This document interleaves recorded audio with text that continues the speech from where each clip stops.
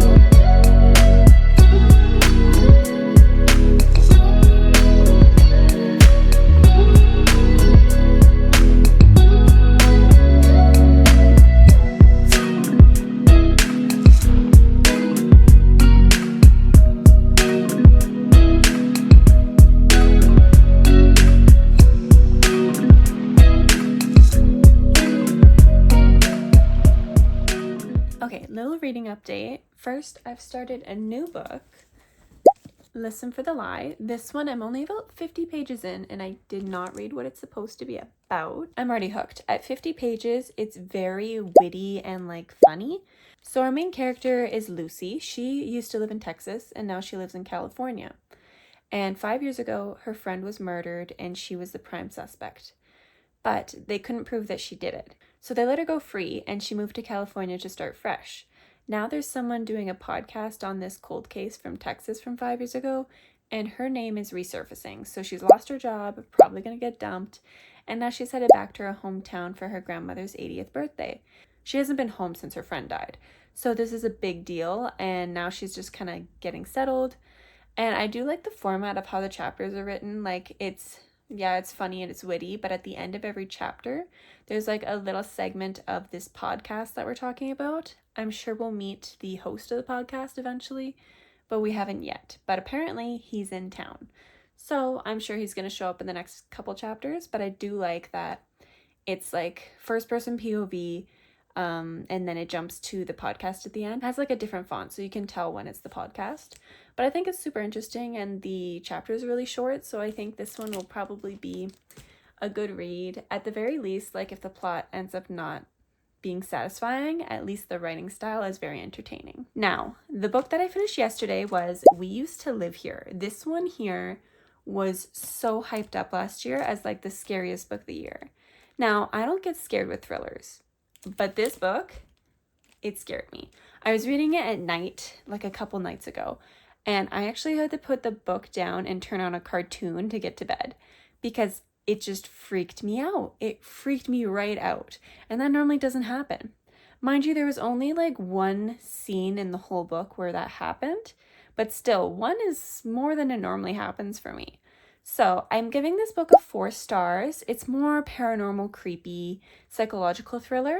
So the inside flap of the book compares it to Get Out and Parasite. I disagree with that. I don't think it resembled Get Out at all. Like, I don't see where they're coming from with that. But I would compare it to one of the other Jordan Peele movies, Us and Parasite. That's what I would say these two, like those two combined, that's what this book gives me. So at the ending, it doesn't really give you, like, it doesn't spell out what happened at the ending. You kind of have to read into it a little bit of interpretation, which also really reminds me of how some of the Jordan Peele movies end as well.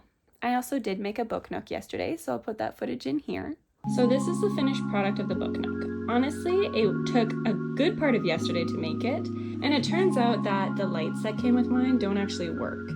So I did a little bit of Googling, and apparently this is very common for this brand. So if you're going to buy a book nook, I don't recommend this brand. I know a lot of other ones do the library setup. This is very cute, but because the lights don't work, I feel like it takes away from a lot of it.